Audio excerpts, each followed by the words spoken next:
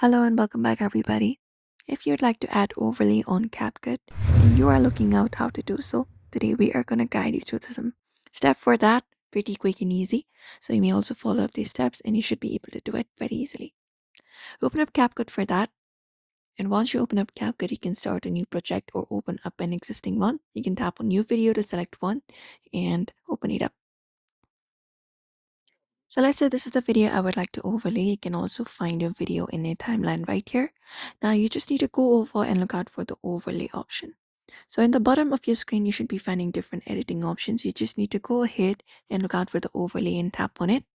And you can tap on add overlay from here. Tap on add overlay and you can select the video or the photo that you want to use as your overlay from your device's gallery.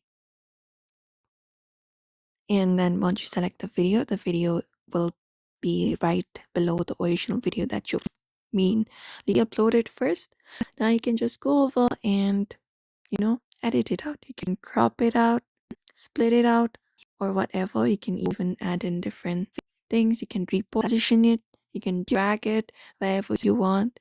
You can use the adjusting tools to look out for the overlays, opacity, volume, animations, etc.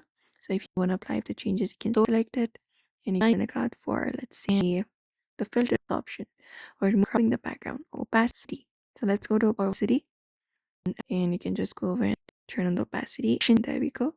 I can select right one and when you apply the change, you will be seeing the change is applied. One will give it the editing and everything. You can play the video and look out for the export option in the top right corner and export it. And that is how you basically overlay a video on CapCut. Pretty easy. You may follow the steps to do so. So make sure to give this video a like and also subscribe for more tips and tutorials.